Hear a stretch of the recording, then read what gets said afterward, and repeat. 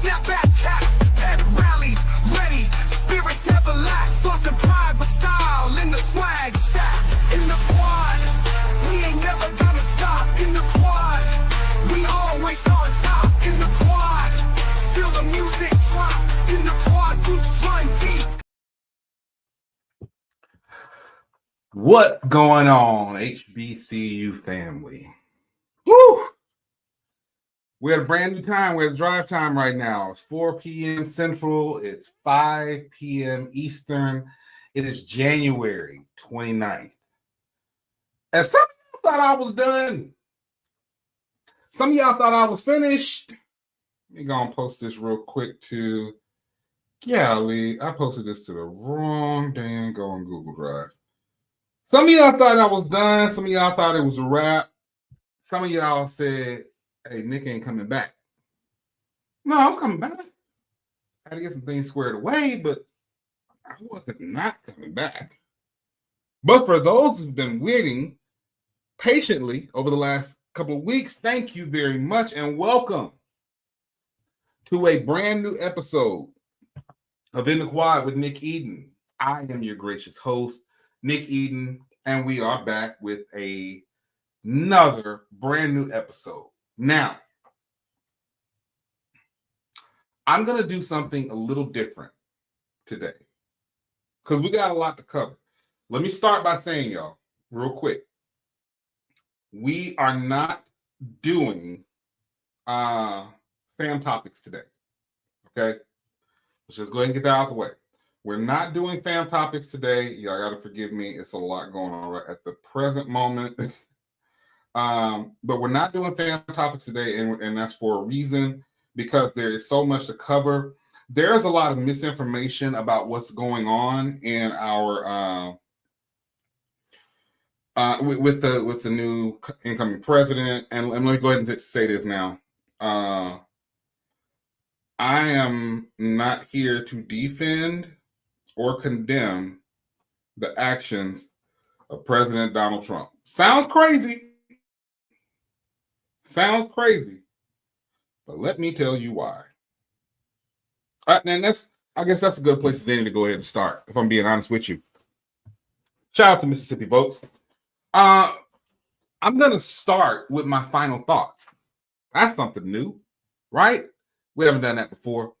So I'm going to start with my final thoughts. Over the last few weeks, I have seen people go into their tangents about the incoming administration. I've seen things come up when it comes to allyship. I've seen things come up when it comes to voting, voter apathy. If anybody saw my I don't want to call it a rant, but for lack of a better term, my rant on Twitter, I talked about, this is the first time in my professional career where I understand the apathetic. I'll be honest with you. My first campaign, my first paid campaign, was in 2000. And that was, well, actually, technically it was 99. My first presidential campaign was in 2000. I was at Alabama State. I was a campus organizer. I can remember then, like, us going as far as locking dorms. Like, you can't get into the dorm room that you paid for if you hadn't gone to go vote yet. And if I'm being honest, there was pushback even then. See, sometimes these seasoned saints get to acting like they weren't the apathetic voters. I had people my age and older telling me how much voting didn't matter, even back then. And it's one of those situations where now you find yourself at the mercy of an incoming administration. So, to get back to that, my first presidential campaign was in 2000, Bush v. Gore. I have worked every presidential cycle since then. And I got to be honest with y'all. Something changed. Something changed this last time. I'll be honest with you. This last time, something made me say, you know what? F it. Because I feel like now we're at a place where people are getting what it is that they want. And that's what we got. So I'm not getting triggered by the things that Donald Trump does. Why? We've been telling you. If he gets back in office, this is what he's going to do. And if we're being honest about it, he said, if I get back in office, this is what I'm going to do. So I don't understand why everybody is so now up in arms about the things that are going on coming out of 1600 Pennsylvania Avenue, when quite literally, this man, since the day he was pretty much forcefully removed from office, has said he was going to do, and now everybody is again in shock. Now, you got some folks that's just like, hey, my hands are tied. I don't want to hear no protests. I don't want to hear anything else about people of color. And I listen, for the first time in my life, I get it. I do. Does that mean the fight stops? No, that doesn't mean that the fight stops. What it means is we're going to have to find another way to fight.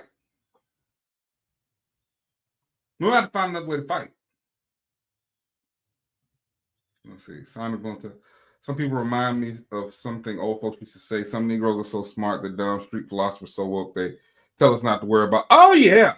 Because, see, let's not make, good point. Let's not pretend like it wasn't some of you same tired, as my stepdad calls them, no grows, because your Negroes ain't growing intellectually, financially, anything. You just no grows. And they're sitting there and they want to be chaos agents.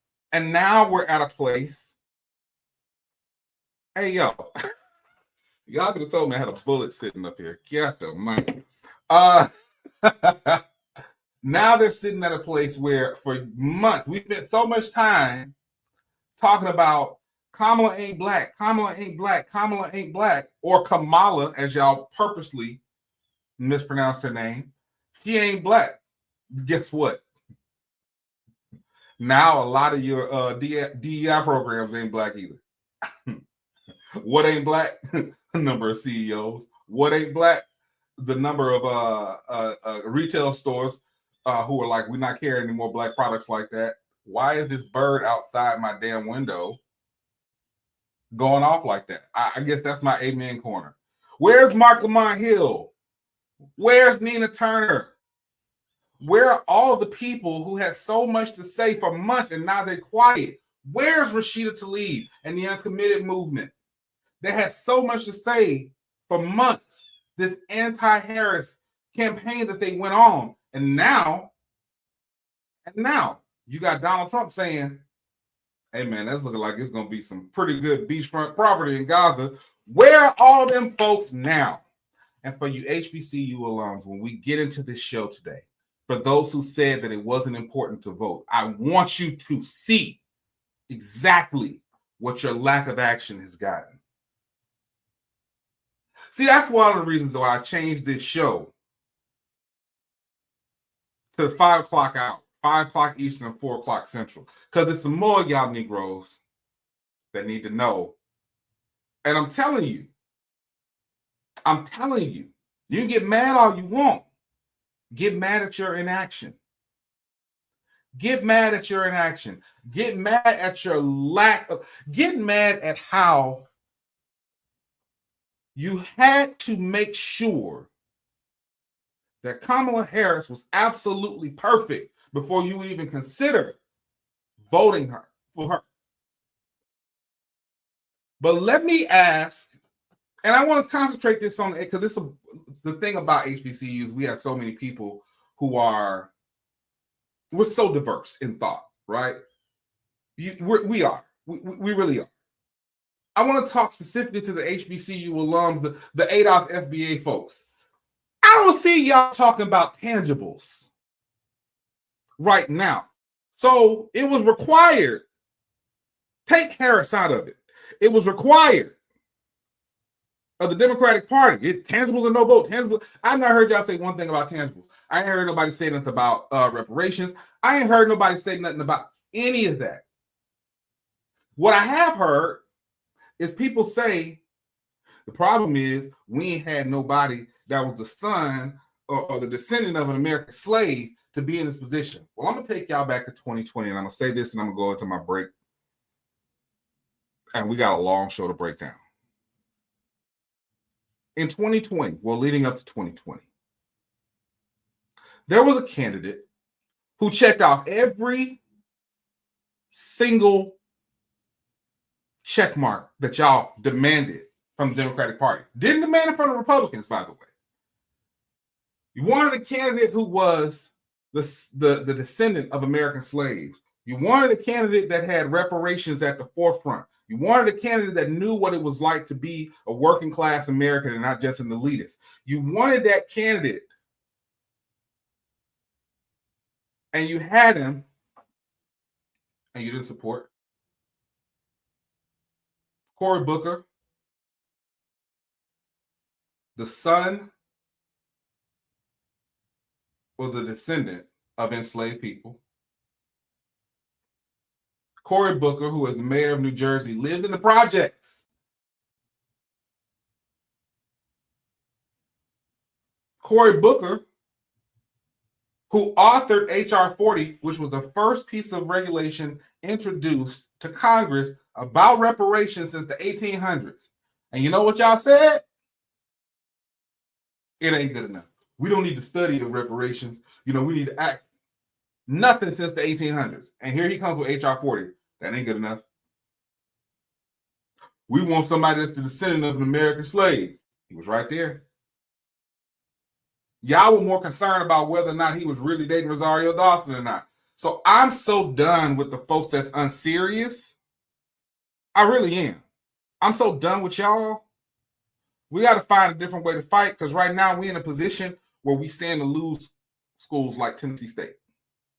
We're in a position where we stand with this, even with the NCAA settlement, where we can really, depending on the athletic department at which one of these schools, you can completely cripple them. We got a lot to lose right now. So I just wanted to put that out there just to make sure we were all on the same page. And so that nobody is surprised when I say stuff like, I don't give a damn how y'all feel. That's the truth. Y'all, we're going to take our first commercial break. When we come back, we are going to talk about Jackson State and Grambling heading all the way out to Vegas. Now, the question is, who's going to be in the audience? Because some people are saying they're choosing between Homecoming and HBCU Vegas. Y'all listen to Quad with Nick Eden. We'll be right back.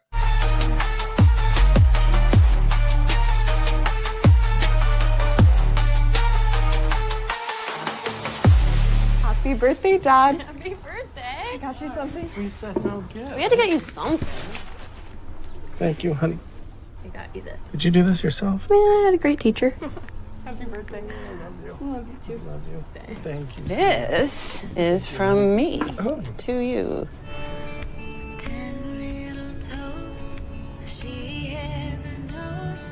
I am genius.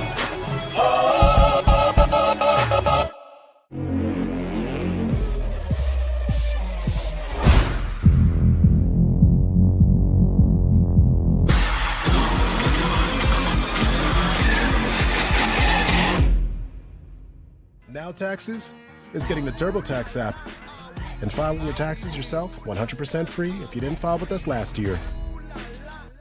Now this is taxes. File free in the app by 2/18. When you switch to TurboTax, do it So I yourself. trust everyone's read the prospectus. Lance? Why don't you take us through it?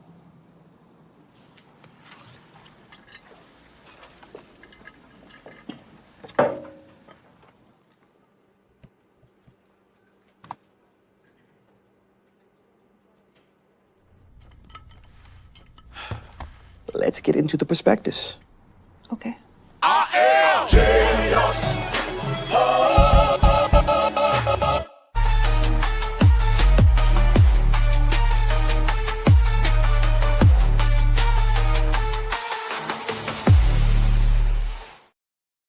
All right, yeah, 19 minutes after the hour, you are locked into a brand new episode of In the Quad with Nick Eden. Y'all, the schedules have been dropping for the fall. Listen, I get it. I get it. Y'all, we are right in the middle of basketball season. We are right in the middle of We're right in the middle of basketball season. We got baseball season coming up, track and field coming up. But let's be real. Everybody is excited about football. That's just the truth. And so you've got a lot of games, a lot of schedules that are dropping for people whose schedules haven't dropped yet. You know, they're piecing theirs together based on somebody else. You know, we just had the announcement, which I knew for a while, but we just had the announcement of FAMU versus Howard for Orange Blossom Classic. So we got a remix or a replay of the Celebration Bowl from 2023. Yeah, it's a lot. It's a lot going on right now. But one of the things that happened to stick out was two of the premier institutions in the SWAC will actually be meeting in Las Vegas in the fall of 2025. Let's talk about it. This comes to us from my good friends over at HBCU Sports. HBCU football rivals Grambling and Jackson State to meet in Las Vegas. This was an article come to us by Ken Rashad. Grambling State and Jackson State will take their football rivalry to the bright lights of Las Vegas this fall. A source has confirmed with HBCU Sports that the two Southwestern Athletic Conference foes will face off on October 25th at Allegiant Stadium, home of the Las Vegas Raiders. The matchup, the showcase of HBCU football, will mark the first meeting between the schools at the state-of-the-art venue. I will say that it is a gorgeous, beautiful stadium inside and out. The Las Vegas Convention and Visitors Authority is a key sponsor, committing $350,000 to support the game. Organizers said that the partnership highlights the city's efforts to expand its presence in sports and entertainment while celebrating HBCU culture. Kickoff time and kicking information for the game have not yet been announced. Now, let me say this. I'm gonna tell you what I've seen. I'm gonna tell you what I've seen. I've seen a whole bunch of folks that say it's either Vegas or it's homecoming. Hey, and listen, I can't count nobody's pockets. I gotta get some ducats going myself. I'm telling you, it is not easy sitting here piecing together this schedule for the fall and trying to find a sponsor to make sure I'm here to cover all these daggone games, because I ain't even going in a leisure capacity. Like, this is straight business, and it's still looking real expensive.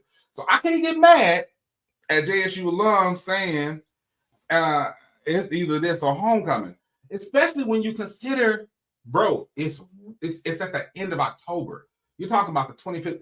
That's a crazy, crazy weekend to be going out to Vegas, especially for those of us with kids. I'm gonna tell you right now, I'm not gonna be in Vegas for that game. Love y'all to death. I'm gonna cheer y'all from afar. I'm not gonna be at that game.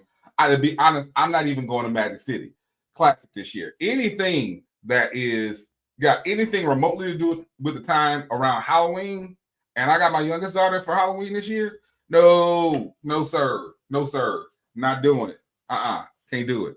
So, I am. Yeah, you know what? I'm wondering. Sign Boom. I'm really wondering. Both schools got. Hey, now people can get mad at that. People can get mad at that all they want, but it's the truth. It's the truth. Like, you can't. Listen, let me get focused. One thing you cannot do is you cannot deny that we've been going back and forth for years about the money right? We've been going back and forth for years about money. You had the very public feud between Deion Sanders and the Southern Heritage Classic. You had the very public feud between Alabama A&M with the Magic City Classic. We've been going back and forth about the Bayou Classic and the payout since I was a kid. So the truth of the matter is, if they're not getting paid $2 million to go out to Vegas, because let me tell you something, Vegas is going to be on fire. Vegas is going to be on fire at that game. I'm telling you. I'm clocking it now. Vegas is going to be on fire at that game. And in a situation where Vegas already gets enough a ton of money, and it's recreational out there, Vegas is going to be on fire. You understand me? Vegas is going to be absolutely on fire. I'm not saying that I'm partaking in anything. I just say that I happen to know for a fact that it is recreational in the state of Nevada. But you know, I'm just saying. And that's the, if you can't travel both, maybe you shouldn't be traveling, or maybe you should spend that tax, or maybe you shouldn't spend that tax money. Yo, wait. Let's not talk about. I gotta say something real quick. When I was an undergrad, I remember everybody used to get their refund check. Now, look, I was the person. I've only had one instance where I used my refund check for my student loans for anything other than tuition. Right. This is the reason my student loan debt was so down. I would generally get my refund checks and then pay into for full or in part of the next semester. So I didn't have to take that much, and I would just continue to pay it forward. There was only one time, and that was the spring of 2001, when I got in a car accident and my car was totaled, and I had to buy a new car, and I got $1,200 back. I spent $1,100 on the car. But I remember I'm down, shout out to that Mitsubishi Galant with the red interior light and the mirror tint. Oh, it was. I have a thing for hood cars. Like if y'all saw my car right now, y'all be like, Nick, why are you so hood? But I remember I'm down there, we're waiting to get the checks. Dude in front of me gets his refund check, looks at it, looks at his boy, starts saying, rims. And I mean, we're like, Negro, can you move so we can get our check? You know, but yeah, so he said, hey, they're buying rims. But some people did that. Yeah. Anytime I was in summer school, I just used my refund check, pay for summer school, and just be done with it, right? Because I just did not want to have so many student loans. And I was already in a situation where I was getting them. I had a small scholarship, so it just kind of was what it was. I don't know that the game is going to be filled with HBCU alums per se. Well, I take that back. Jackson State and Grambling alums. I feel like between the people who are in, because there's a huge, regardless of what people think, on the West Coast, there's a huge presence of HBCUs in LA and Vegas. The alumni chapters are strong. The problem is, it's not like it's going to be a bunch of JSU and Grambling folks, right? And again, I can't get mad if somebody doesn't show up to a game, but my bigger concern is the payout. Because again, you're going to have them. I was just talking to one of my boys. He's in the Alumni Association for Bama State. He's talking about going to Vegas for it now, because you don't get too many times where we can all just kind of convene like that. And even if it's not our school, hey, we want to still go. Hey, we're supporting SWAC, we're supporting MEAC, we're supporting whatever the case may be. And it gives a lot of people who've never had the HBCU experience a chance to check it out. So, but the question is, what the contract looking like? What the payout looking like? And we got to keep that part of the conversation. We got to keep that part of the conversation alive. People get mad at Yard Talk. Everybody, when I hope it is. I hope it's a great deal. I sincerely hope it is. I think that when you got somebody like Ashley Robinson, now I'm gonna leave it at that.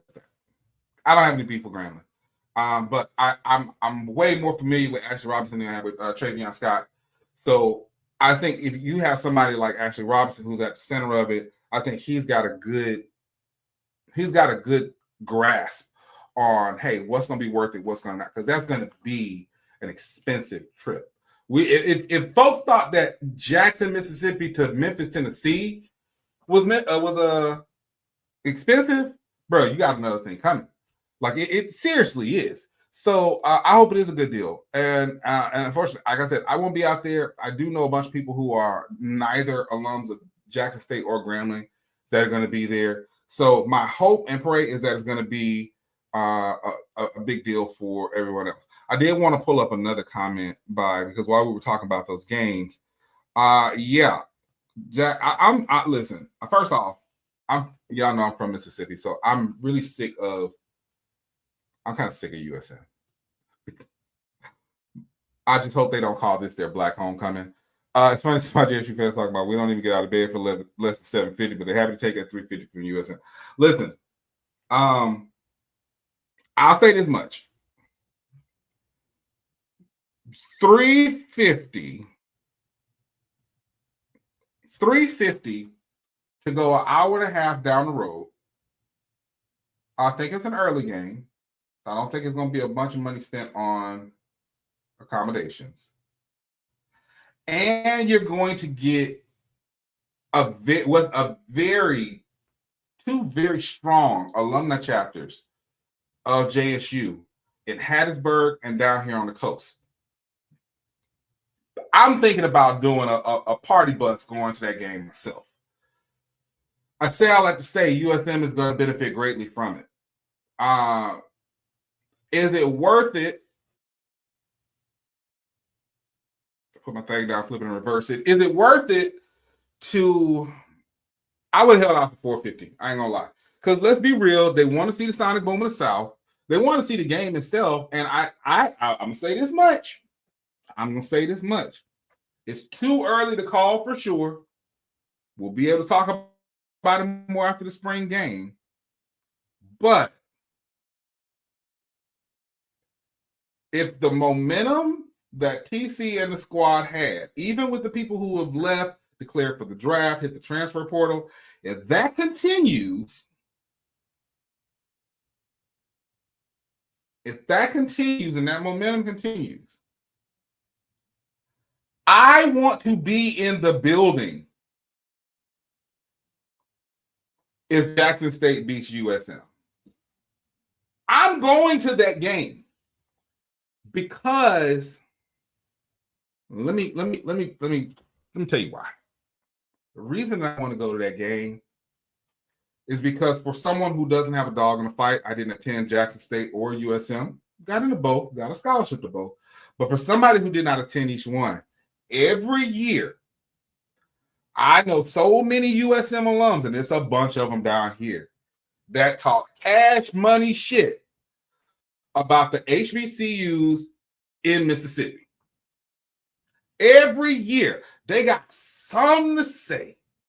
They got Alcorn Country, Jackson State Ghetto, Valley don't exist. Then they even get on the private and say, Tougaloo this, Russ that.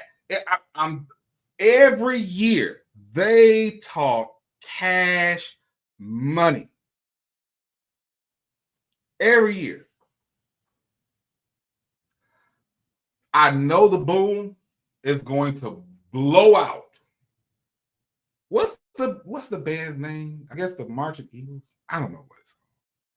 I don't want to talk too bad about the band at USM. Man, they heavily recruited me, but a couple of my students are in that band now, so I don't want to talk bad about them. What ain't gonna happen is people gonna be calling me talking about USM. But this is what I'm looking forward to see. I want to see the boom blow them out of the stand. I feel bad because legit, I got like 6 students that's marching in that band right now. So I feel bad. I feel bad. I don't want to diss them. Like I almost called them the Band of Gold, but I know that the Band of Gold is Mississippi Gulf Coast Community College.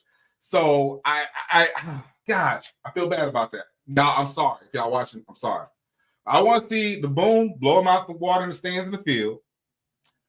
I want to see TC and them boys roll over USM. And I thank you Thank you. That's the worst daggone name for that band. But thank you. Thank you. I appreciate that. I want to see JSU alums with the most creative signs. I want to see the boom on the field. I don't know how they could make out something that equates to Brett Favre. I need Jackson State with as much cash money shit as USM be talking about HBCUs to the point that they have their shirts that said HBCU-ish. They had their black homecoming. I want to see the pettiest signs and actions from JSU. I want them to be like, don't you invite them Negroes back to this school again. You understand me? Do not invite them back. So that is what I want to see. I am going to be at that game. I'm going to make sure that the tickets that I get are scalpers because I'm supporting black business and I don't want to support anything to do with Brett Favre. And y'all, we'll be right back after our commercial break. It's In the Choir with Nick Eden.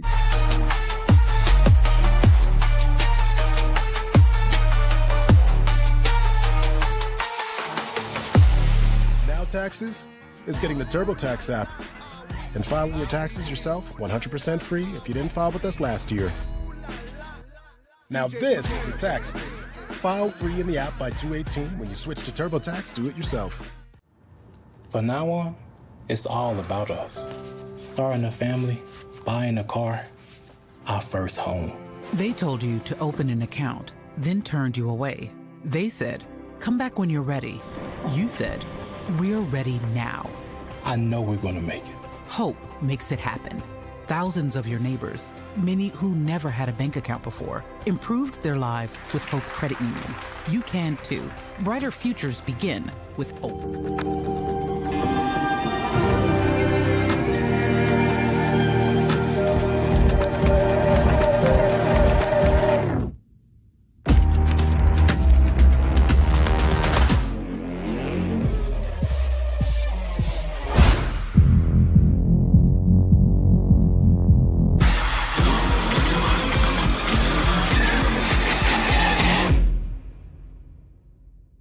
So I trust everyone's read the prospectus. Mm-hmm.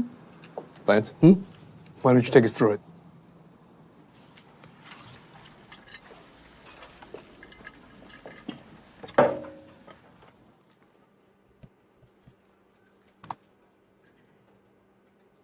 So I trust everyone's read the prospectus. Mm-hmm. Lance? Let's Why don't get you into take the us prospectus. Okay. I guess I'm not.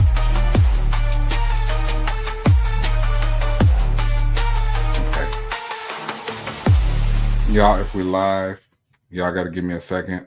Because according to YouTube, I'm still up.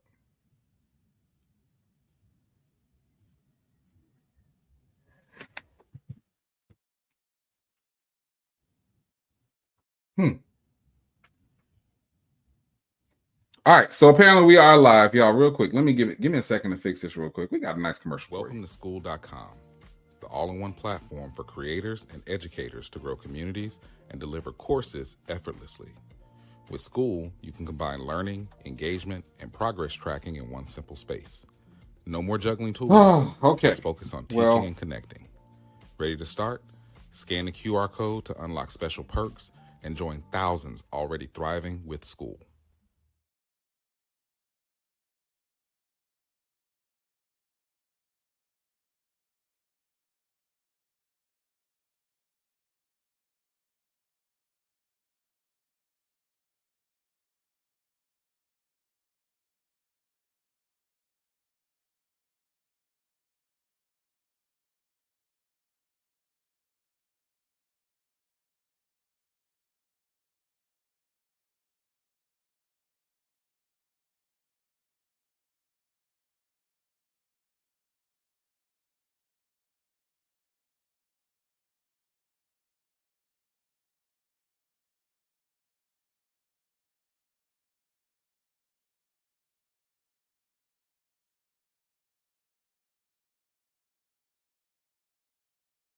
we have finally gotten clarity on this settlement. This comes to us from my good friends over at HBCU Game Day. HBCUs part of NCAA, part of House versus NCAA settlement opt-in. The Coastal Athletic Association has opted into the House versus NCAA settlement, a decision that will have a major implications for all member schools, including HBCUs in North Carolina, A&T, and Hampton University. It's not just them that's opted in. This move opens the door for significant financial changes in the college athletics and could reshape how HBCUs support their student athletes. By opting in, the schools will be able to provide direct financial payments to athletes beyond traditional scholarships. This includes revenue sharing opportunities and institutional facilitation of NIL deals. For HBCUs like A&T and Hampton, this presents a chance to offer more competitive financial incentives to athletes, potentially helping with recruitment and retention in an evolving sports landscape. However, the decision also comes with financial obligations. The NCAA is reducing revenue distributions to Division I schools over the next decade to fund the $2.8 billion settlement, with 60% of the burden falling on the conferences. For HBCUs that already navigate financial disparities compared to the large athletic programs, this could add new challenges. Let me go ahead and say this, and y'all head on over and finish that article. I'm muted?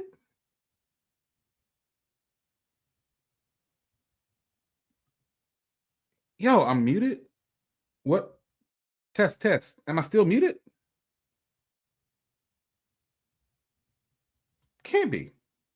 Okay. I'm like, what's going on? What? Yeah. Oh yeah. They on one today. So let's talk about it, y'all, because 60% of the settlement is falling on the schools.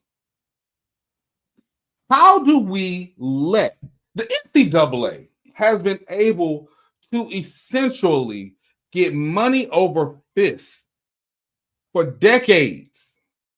For decades. Why is the NCAA not paying 60%? Y'all got it. Now, don't get me wrong. I get it. You got your Power 5, your Power 4, your Group of 5 schools. Yeah, they're going to be in it. But it's also going to impact us. Just a couple of weeks ago, 12 days ago to be exact, I was watching the Alabama State Board of Trustees meeting for the athletic committee. And Dr. Jason Cable, shout out to Dr. Jason Cable, our AD at Bama State. He got on there and he talked about it. And essentially, starting April 6th, if this goes through for the next 10 years, because Alabama State has, opted in, we're talking about being responsible for $300,000 a year for the next decade. Now, yes, you are able to directly pay now. Yes, you are able to, pay the NIL deals and put that in the financial aid package. All that's fine. But let's be real, y'all. The way that we lose players to the portal, it's not like it's going to incentivize them to stay. And now we're opting in for the schools that do opt in. One, you're going to create a power difference between, because I'm not being funny. I'm not being funny when I say this, and I'm not picking on them because of the inauguration thing. But let's be real. Can Mississippi Valley State afford to really pay out a $300,000 per year settlement for the next 10 years? I'll wait.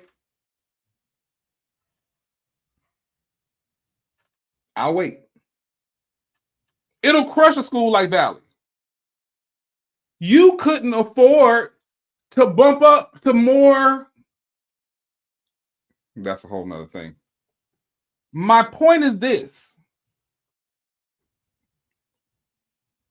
This should have been weighted, and I don't know how much the Group of 4 and I'm Power 4 and Group of 5 schools are paying. I want to go and look because y'all know I'm a nerd about board of trustee meetings. I want to know exactly how much they're paying. But if it's the same amount, if Clemson and Alabama State are paying the same amount in the settlement, that's ridiculous. If Alabama and Alcorn are paying the same amount, it's absolutely ridiculous. It's absolutely ridiculous. Now, the SWAC is going to be on the hook for this. The SWAC has opted in. So, I don't know about the MEAC. I don't know if the MEAC has opted in yet. But it's going to change the amount of scholarships. It's going to change the roster size. Change the roster size on the scholarships. It's going to change the roster size. But I really want y'all to look around and see who's going to pay $300. And let me go ahead and say this. Dr. Bonds at Mississippi Valley State. Are you going to be able to call on your MAGA buddies to raise that $300,000 every year to pay out this settlement like you did for them to go up there and perform for Trump? Probably not. You probably won't be at Valley that much longer anyway, because that's just how you do. And yeah, I'm calling for those who are in the know. Yes, I'm calling out my fraternity brother on it because it's some bullshit. It is. Is MAGA gonna come in and they're gonna pay you the $300,000 for Valley each year? Or do you take the opportunity to put yourself in a position where now you're going to cripple an already crippled athletic program even more for the next decade?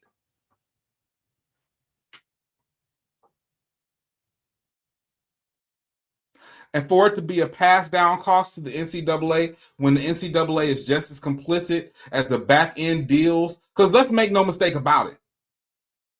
This is just additional checks for Alabama and Auburn, UGA, Texas A&M. Why? Because they've been paying them boys for years under the table. He's been paying them for years. Them boys been getting paid for years under the table. Tell me how Tua's entire family makes its way from Hawaii to Alabama. Let me explain something to you. I lived in Alabama for a decade. I love the state of Alabama. I wouldn't move there from damn Hawaii. I can tell you that much.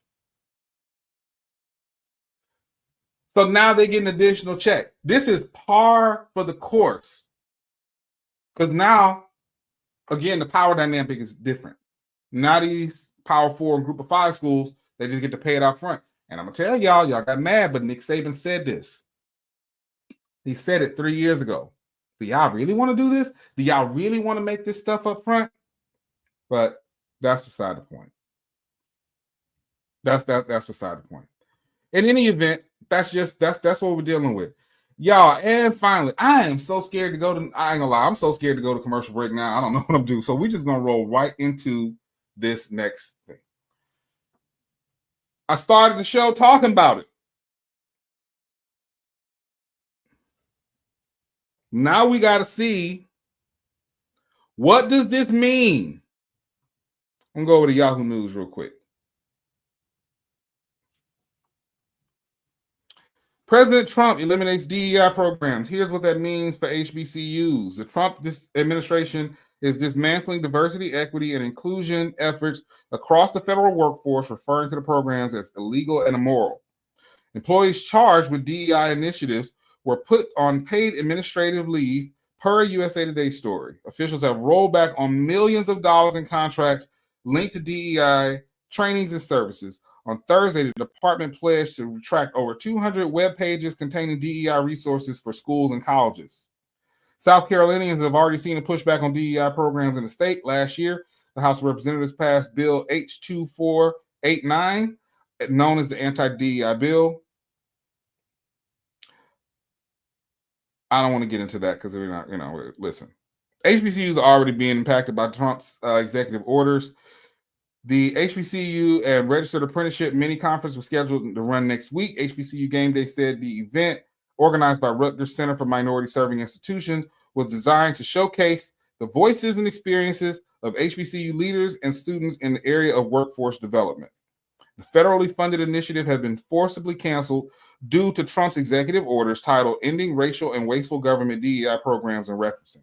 All right, here's the deal. Go read the damn article. Let me explain to y'all the real ramifications of what this means, because we can talk about what's going on in the news. Yeah, let me go ahead and say this real quick, though. Let me just say this real quick for what it's worth. Everybody who was asking about the pause on federal funding, the memorandum went out yesterday. Look, they got so much pushback on this that they rescinded M2513. That was the pause on the federal, the pause on federal funding for programs. Now, to clarify, that did not mean that those who were, because it was a bunch. I was in my WGU group yesterday, and I had a bunch of folks like, bro, because at WGU, you have the option to start at the top of the month. So it was a bunch of people that were scheduled to start. They either had new terms or they were brand new coming in on February 1st, and they're like, what's going on with my money? They did clarify that it's not going to affect the individuals, right, that were receiving Pell Grants and student loans. It did affect the organizations who were also receiving them, which is one of the reasons the pushback came so much. Blocked by a judge. I think the judge was in Seattle. And now they, as of this morning, they rescinded it. About 5 hours ago, they rescinded it. But I want to say this without, I can't say the source. I can tell you that one of the intern programs for private HBCU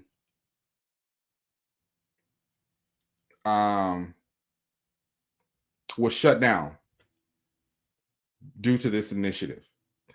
That program, that federally funded program, offered a pipeline of those students from the schools directly into those federal jobs. And I mean good paying jobs at that.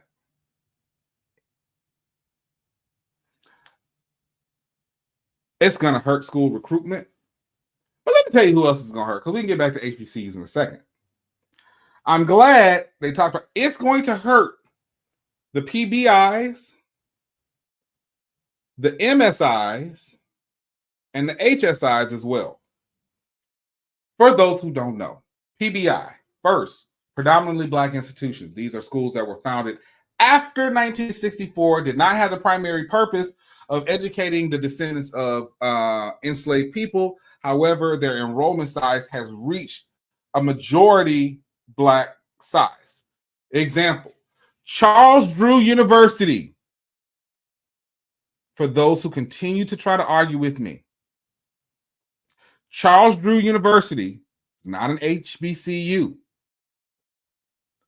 It is a PBI. Compton College is a PBI. Chicago State, PBI.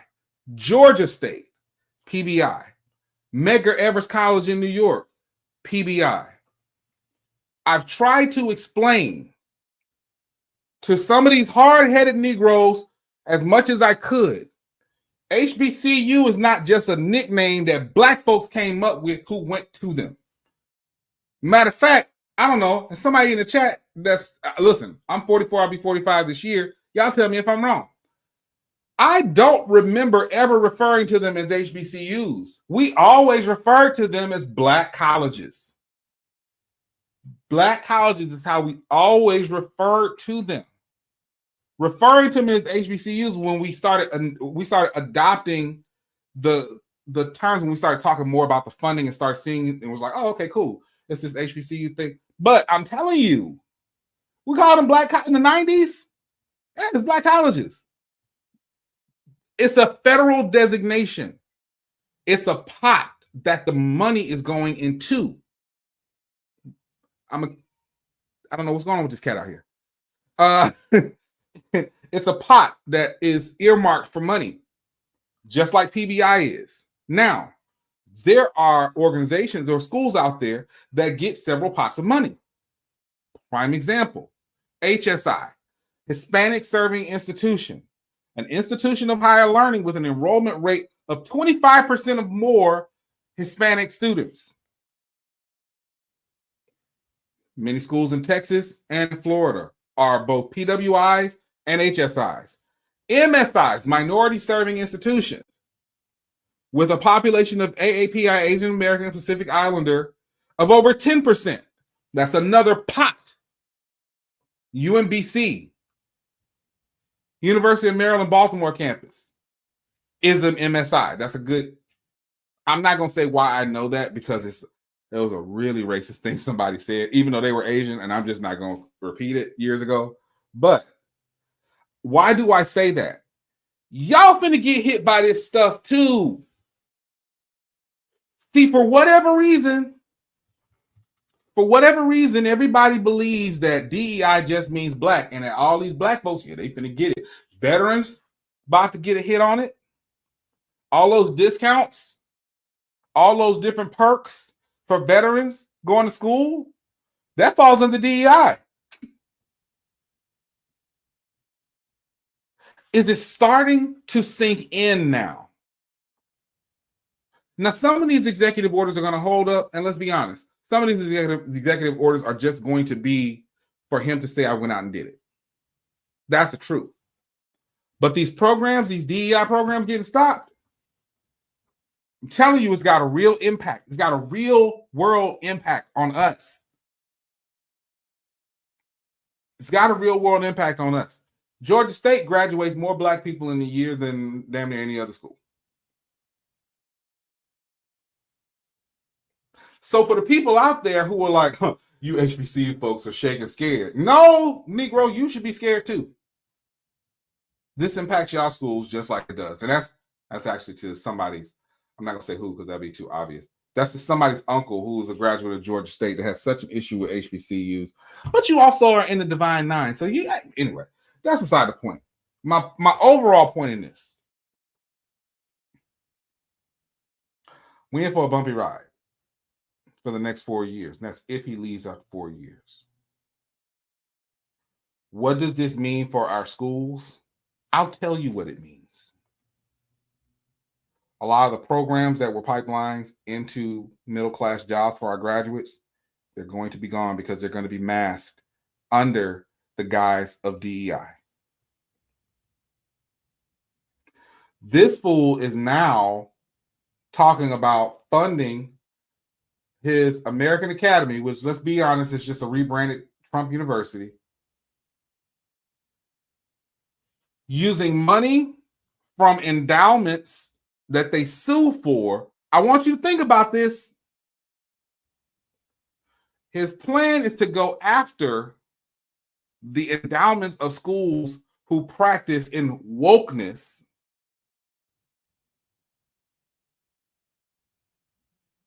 and use that money to fund American Academy as a free university. First off, that sounds like socialism, but that was a dirty word, right? This is my point. And I'm going to end with this. You had better get it together. You had absolutely better get it together. I have parents right now of my students who are like, I don't know what I'm going to do.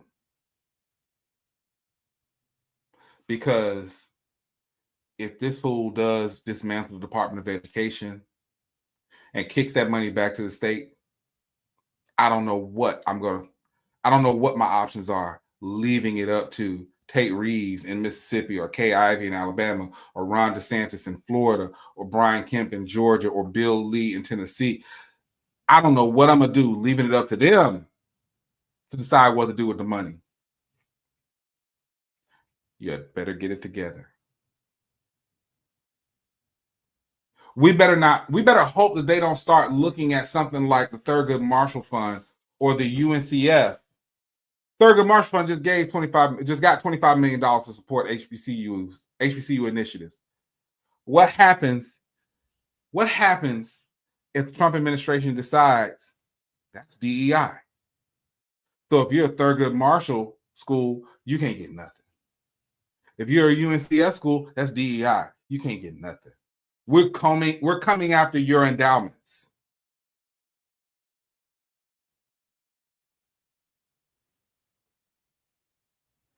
Will it make its way? Will it be a situation where it works out for everyone? I don't know. Is it just wolf tickets being sold by a crazy old man yelling at cats? I don't know. But what I do know is if we get caught slipping, if that pipeline closes from the top and from the bottom, you exceptional Negroes, where make no mistake, y'all were the quota, your job on the chopping block, bro. And as you can see by people like Byron Donalds, Wesley Hunt, Larry Elder, Tim Scott, it ain't really pay to grift this time around. Ask Candace Owens. It didn't pay to grift this time around for her. He got what he needed from you. What can we do? There's a couple things we can do.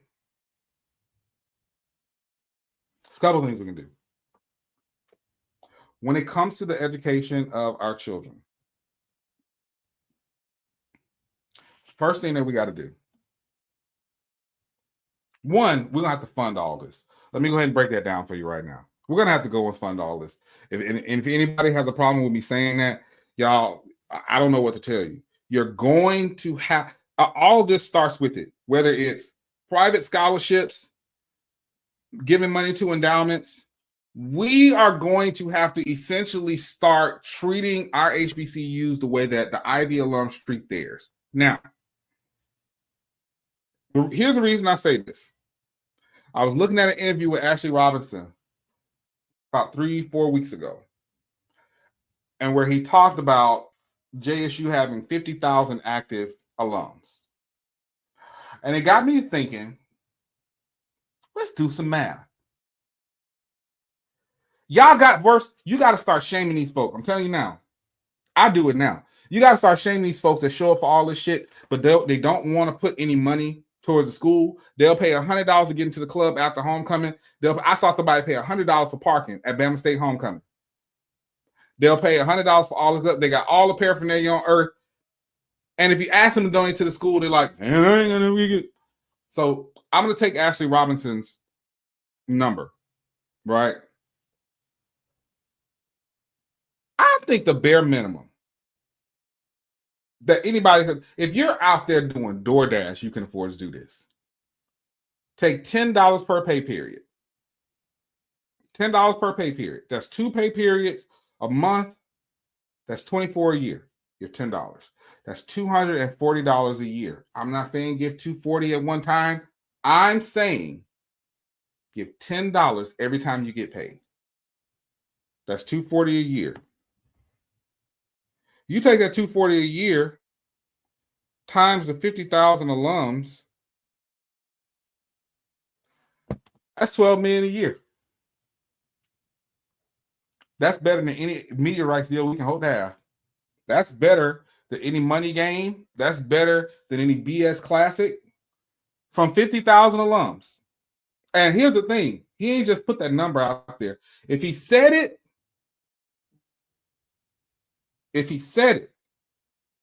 I guarantee you, he's not saying it without some type of merit.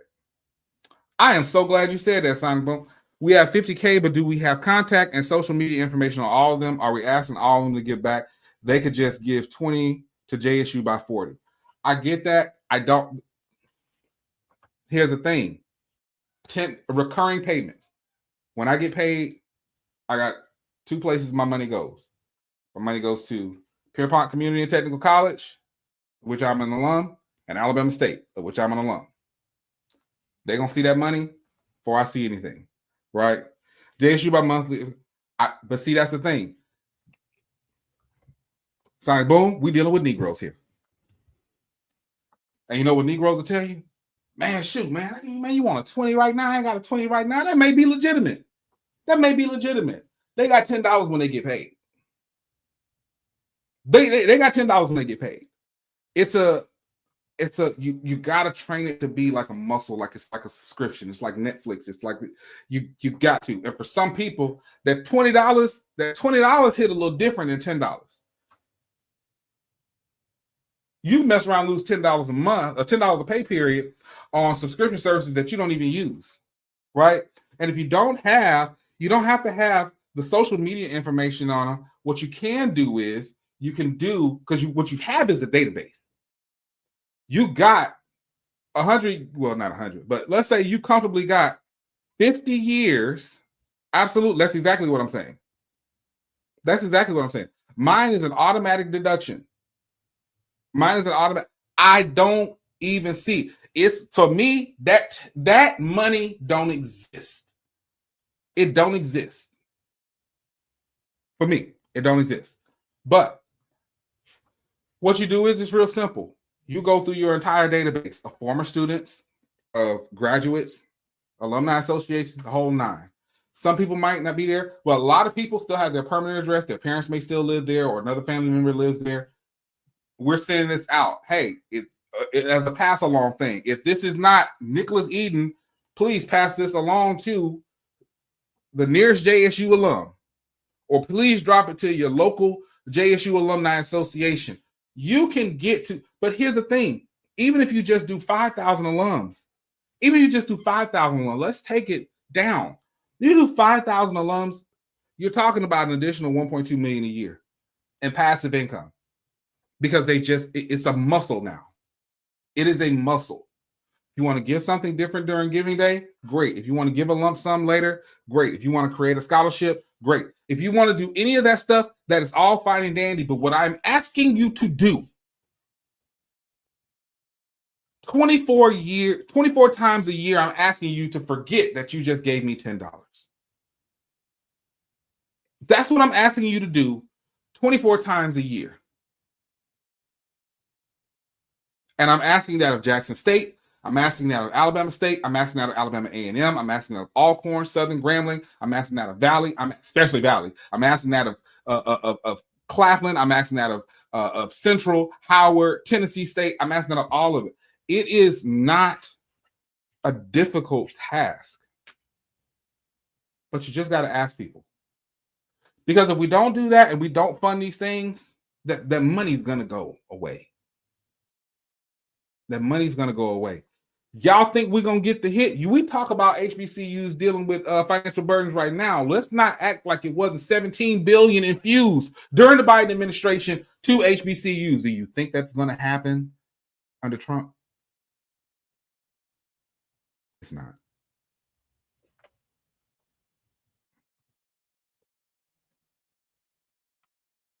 Open your wallet. Dude, $10. Okay. $10 a pay period. That's a quarter pounder meal from McDonald's. That's cheaper than Netflix. It's Disney Plus. The money that y'all paying for ESPN Plus, that's $9.99 a month. Hey, take that and give it to your school. It's a whole bunch of stuff. $10? $10, y'all? $10 a pay period? That's a two. I don't know. Hey, look, Popeyes will start to get a little beside themselves. Now, that might be one piece of chicken and a biscuit. You can't get the drink. Hey, you can't get the drink. You can't get the drink no more. You can't get the drink. You can't get the side. Please don't even think about upgrading to the mac and cheese. I'm just saying. I'm not saying that I know. I'm just saying it's y'all, $10 a pay period. And then plan to give on top of that. But train yourself. I'm asking. This show on the UEN app averages between 7,000 and 10,000 people per day. Then roughly around 200 to 300 on YouTube, around 500 on Twitter. I'm asking all of y'all to forget $10 a pay period for the next year. That's all I'm asking. To your alma mater. If you think that that's not enough, I agree. Think about your lump sum that you were going to give. I'll definitely do this. If you think that the $10 per pay period isn't enough, I agree with you. If you think that you need to do something like $1,000, let me do $1,000 one-time payment to my alma mater. That's absolutely great. I want you to take that $1,000. I want you to deduct 240 of it. Hell, put it on a prepaid card and just drop it in the that's even better. Get I'm gonna have a Chime link for y'all tomorrow. Put it on a prepaid card. Put $240. They got their little fees. Some of the folks got their little fees. So put $300 and surprise yourself if you got $60 extra at the end of the year. Put $300 on a prepaid card that you don't use, won't use. Cut up the daggone card. And give $10 a pay period. $10 a pay period. $20 a month. $240 a year. You get 5,000 alums to do it. That's an extra 1.2 million a year. That's a hey, that's a money game. That's a good money game. Hell, you can with 5,000 alums, you can replace a good money game payout. That's a Celebration Bowl payout. That's with 5,000 alums.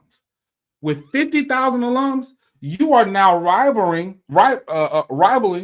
the payouts on the media rights deals at some of these Power 4 and Group of 5 schools. That's all I'm saying. And let it go. Listen, endowments, departments, and then get on the phone. Y'all got this $240 a year out of me. What you doing with it?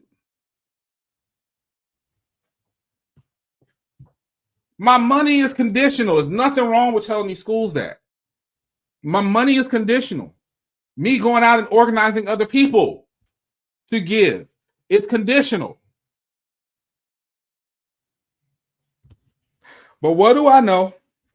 I'm just a Negro from Mississippi that's been to college and then decided to give back a little bit. I want to thank everybody who took an hour plus to listen to me rant. Y'all let me know. Head over to Twitter. Let me know what you're thinking about this new time slot. We're going to at least rock it for this week just to see what the numbers look like. I'm digging this drive time. It actually looks better in here with the light. I'm going to have my regular lighting back in here tomorrow. I appreciate everybody who took a moment to watch the show. I appreciate your continued support. Don't forget, download the UEN app if you have not already. And let me just go ahead and say this, and then I'm out of here. Listen to me very clearly. Let's take all this stuff off. If we do not act, and we do not act now, we will not have anything to talk about on the show because our schools will be gone. I'm related to people whose HBCUs have closed. It's not a great feeling. I'll see you all next time. Take care. Be blessed. I love y'all.